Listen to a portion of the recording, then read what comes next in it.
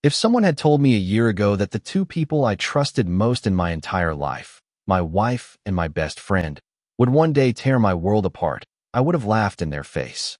We were the kind of picture-perfect trio people on Facebook leave heart emojis under.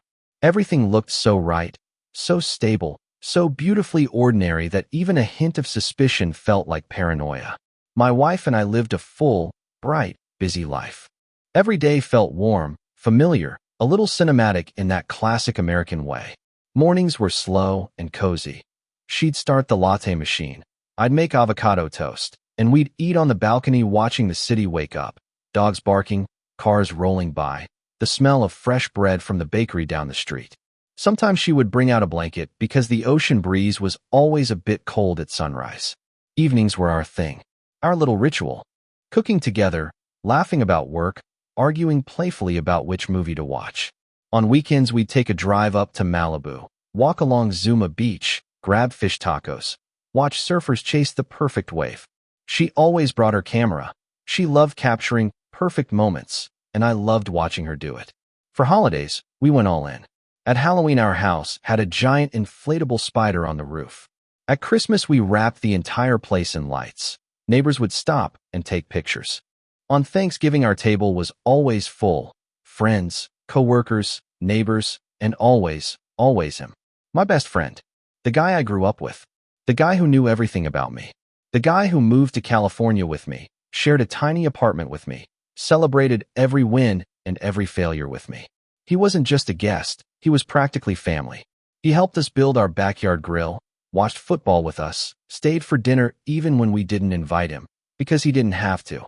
Our door was always open for him. And every time he walked in, he'd say, "Home sweet home, guys." And I believed it. Because that's exactly what it felt like, home. We traveled together. Road trips to Joshua Tree, kayaking in Marina del Rey, last-minute drives to San Diego just to try some new food spot she found online. We joked that the three of us were like a weird little family, but a happy one. I never questioned it. Not for a second.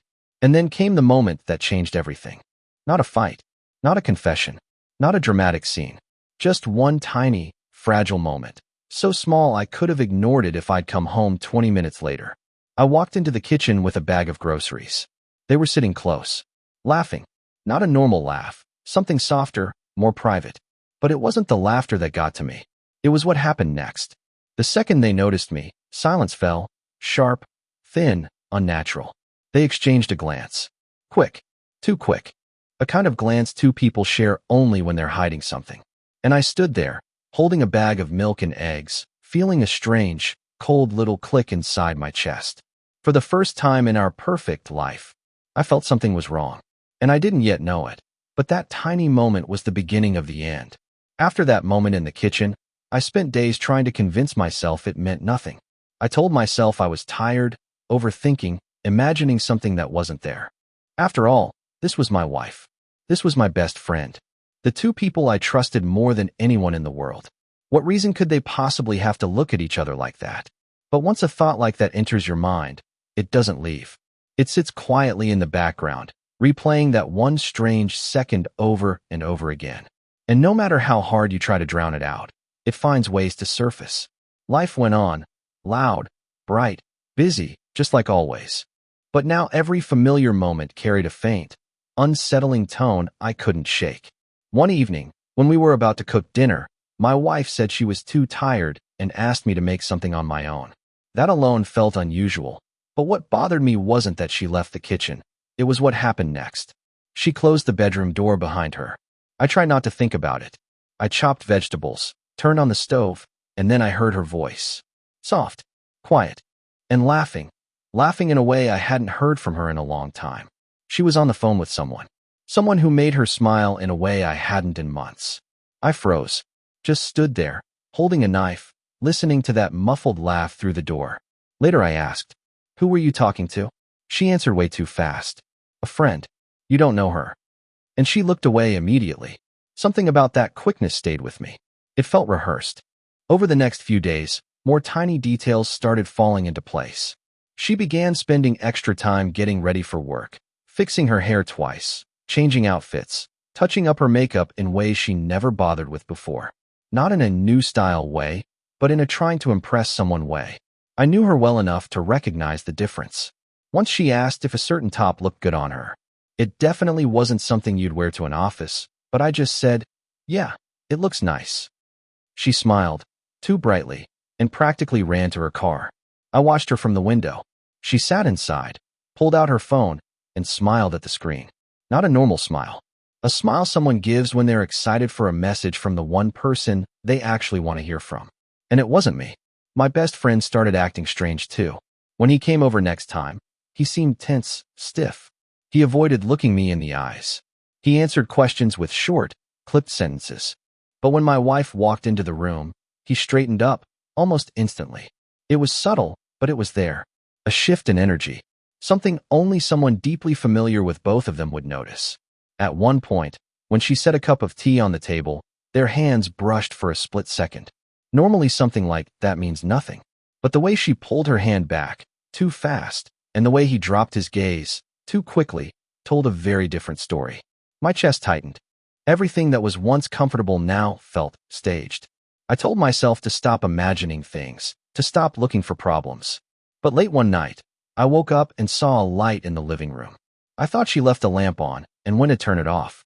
But she was there, sitting on the couch, phone in hand, her face glowing in the screen's light. And she was smiling. Not at me, not at a funny video. Smiling at someone she was messaging. The second she heard my footsteps, her expression dropped. She locked the phone instantly. "I couldn't sleep," she said. But her voice cracked just enough to betray her.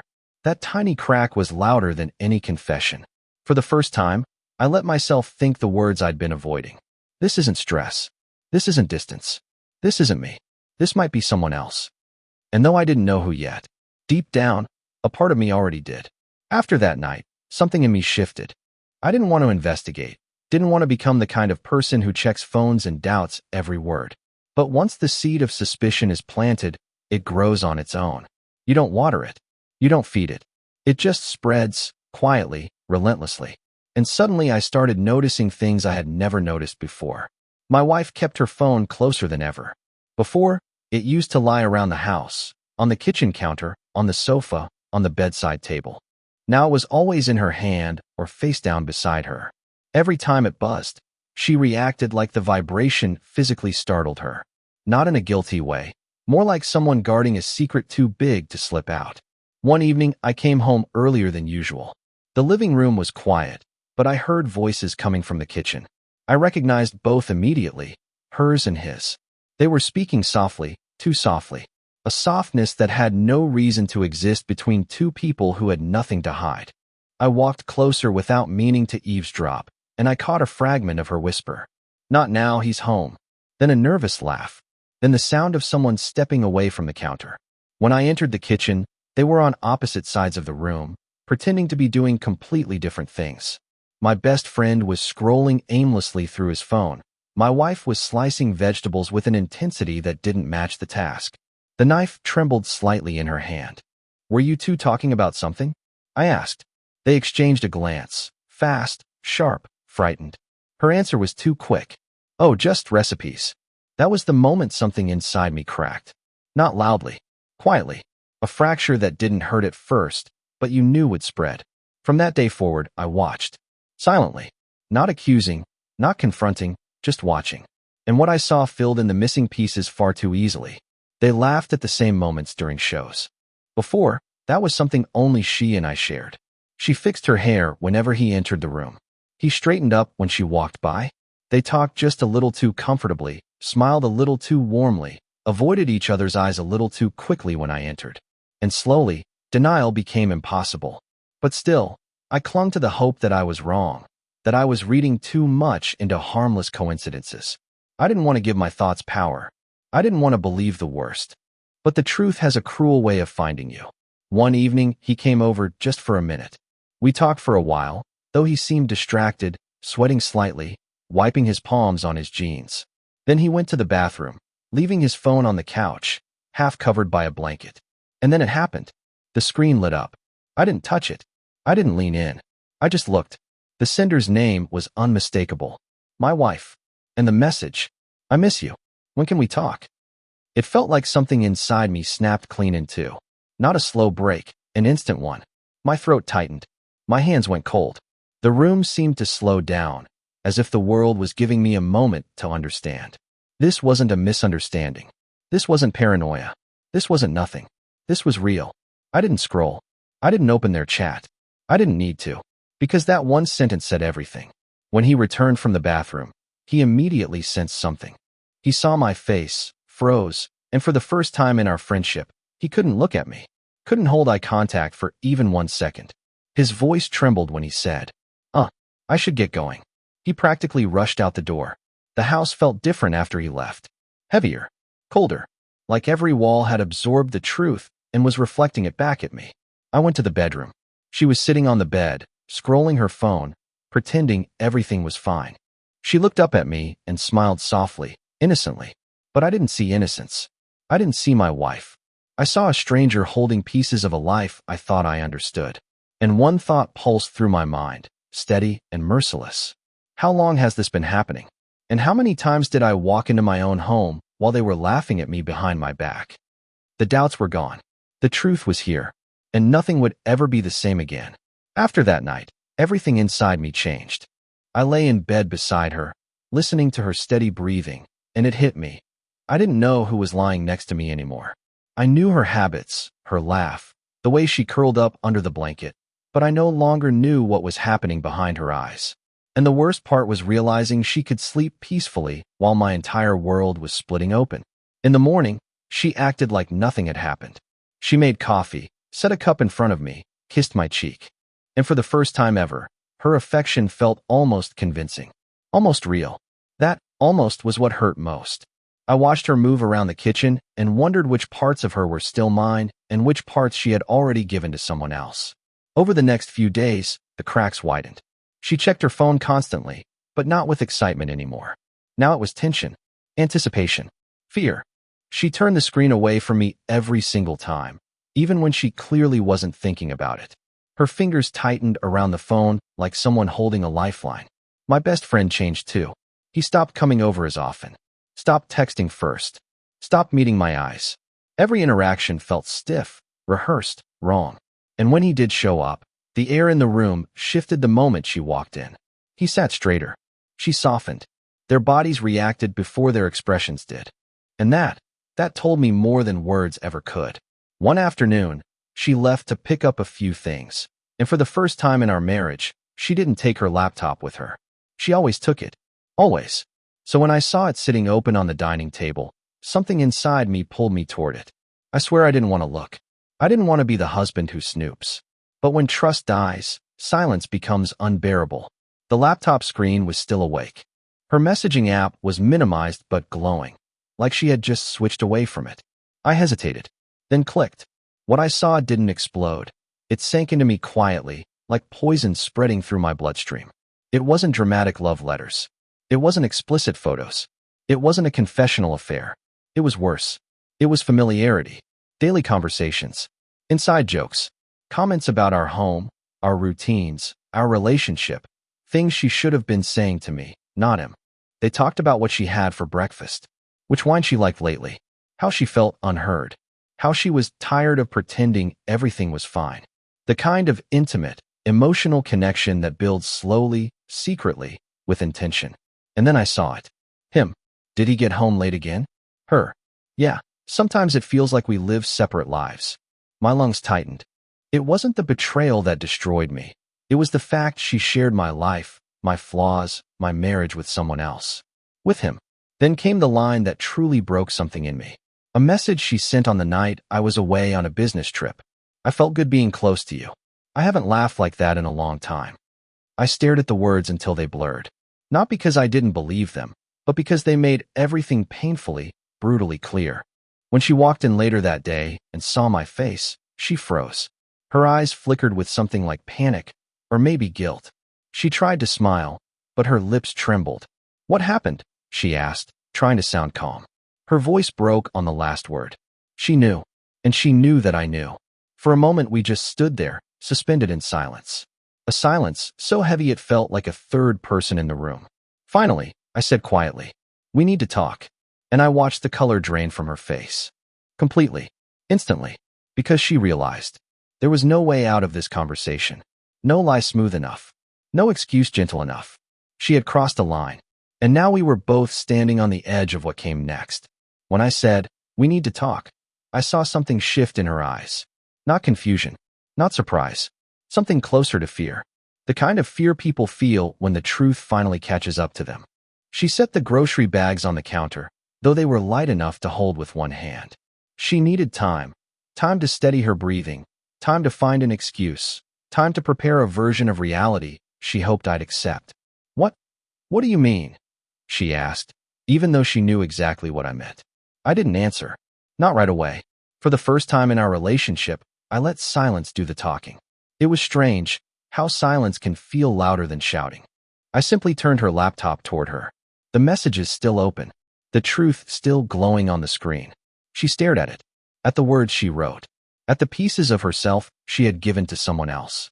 She didn't gasp or panic or try to shut it. Instead, she let out a long, exhausted breath, as if she'd been holding it for months and finally realized lying wouldn't save her anymore. "It's not what you think," she whispered. "Then explain it," I said. She opened her mouth, but nothing came out. For a moment I saw her without any defenses. No excuses, no charming smiles, no quick lies. Just a woman who realized she had crossed a line she couldn't uncross. She sat down like her legs had given out, hands trembling slightly in her lap. "We were just talking," she said. "It wasn't a real affair." I cut her off quietly. "I felt good being close to you. I haven't laughed like that in a long time." "That's not just talking." Her face crumpled. She looked away. "I felt alone," she whispered. "You were always busy, always tired. I didn't mean for this to happen." It was the standard script. The kind of thing people say when they're trying to soften the blow of betrayal. But the truth was right there in the timestamps, in the tone of her messages, in the way she had been shutting me out piece by piece.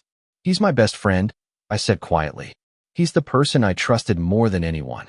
I let him into our home. I treated him like family. And you chose him to talk to about our marriage?" She covered her face with her hands and began to cry. Not loud, not dramatic, but the kind of crying that comes from realizing everything is slipping away. "It wasn't supposed to go this far," she said. "I never meant to." "Did he touch you?" I asked, my voice steady. She froze. The silence that followed was enough. But eventually, she nodded. Once. Barely. Something inside me went quiet. Completely quiet. Rage didn't come. Tears didn't come. It was like my emotions simply shut off, leaving only a cold, clear understanding of what had happened. "Do you love him?" I asked. She didn't answer. And that silence was the loudest truth of all. I stood up slowly, feeling oddly calm, like someone who finally sees the storm after months of pretending the sky was clear. "I think we've been living in different marriages," I said, "just under the same roof." She sobbed harder, reaching for me instinctively, but I stepped back. Not out of anger, but because I realized we no longer had the right to touch each other that way. Not after everything. "I didn't want to lose you," she cried. "You lost me when you chose to say things to him that you should have said to me," I replied. There was nothing left to argue about. Nothing left to repair. We had crossed into a territory where even forgiveness couldn't rebuild what was broken. "I need some space," I said softly. "We'll talk tomorrow about what happens next. But tonight, I can't stay here." Her face went blank, drained, empty. I grabbed my keys, walked to the door, and stepped outside. The moment it closed behind me, I felt something unexpected. Air. Real, full air, filling my lungs for the first time in months. It hurt. It burned. But it was honest. And deep inside, I knew. The hardest part was still ahead. But so was the freedom I'd been unknowingly waiting for. I spent the night in my car. Not because I didn't have anywhere else to go, but because I didn't want to be anywhere. Not with friends. Not in a hotel. I needed silence. Real silence. The kind where nobody expects answers, explanations, or anything from you at all. Just the hum of the engine, the cold air, and the ocean in front of me. I parked by the water and sat there for hours, watching the waves move in the dark, letting my phone buzz again and again, calls, messages, voice notes, all from her. I didn't open a single one. Not out of anger. Because there was nothing left to say. At sunrise, I drove back. Not to return, just to finish things. to close whatever chapter was still pretending to be open. When I walked into the house, she was sitting at the kitchen table, exactly where I'd left her. She looked like she hadn't slept at all. Her eyes were swollen, her hands clasped together so tightly her knuckles were white. She stood the second she saw me, like she'd been waiting for that moment all night. "Can we talk?" she asked, voice shaking. "We can," I said. "But don't try to explain something that can't be explained." Her lips trembled. She looked terrified. "I'm sorry. I don't know how it happened. I thought I could stop it." I raised a hand slightly, not to silence her, but to steady the moment. "What is he to you now?" I asked quietly. She froze, then looked down at the floor. I don't know," she whispered. And that hurt more than any confession. "He was like a brother to me," I said. "Do you understand that? I trusted him with everything. I trusted him with you. And you trusted him with parts of you that were supposed to be mine." Her knees buckled a little. She sat back down, tears streaming again, but none of it changed anything. They weren't the kind of tears that fix. They were the kind that come too late. "Are you leaving?" she whispered, her voice barely holding together. "I already left," I said. "Last night." She shook her head, desperate. "Please, just give me a chance." I paused in the doorway, suitcase beside me, keys in my hand. "A chance?" I repeated. "You had a chance every single day. And you chose him." She covered her mouth with her hand as if the words physically struck her. Maybe they did. Maybe this was the moment she finally understood everything she'd thrown away. I walked into the bedroom, packed the rest of my things, calmly, without slamming a drawer or raising my voice. Not because I wasn't hurting, but because the pain had settled into something colder, something clearer. Acceptance. When I walked back out, she was standing by the door like she didn't know whether she should try to stop me or step aside. "You don't have to go," she whispered, but even she didn't believe it. I opened the door. The morning air was crisp and sharp. I looked at her one last time. "I have to," I said. Staying would only keep both of us living a lie. Her face broke again, but I didn't. I stepped outside, closed the door behind me, and something heavy, something I'd been carrying for months, finally slid off my chest. It didn't feel good. It didn't feel liberating. It felt raw and honest. But honesty, after everything, was the only thing I had left. The sun was rising over the city. People were walking dogs, heading to work, living their normal lives. And I realized, life doesn't pause for heartbreak. The world doesn't stop when yours shatters. But you can keep moving, one painful step at a time. And as I walked away from the house where my old life had ended, I felt something I hadn't felt in months, maybe even longer. A quiet, fragile sense of freedom. Not happiness, not victory, just the possibility of starting over. And sometimes, that's enough.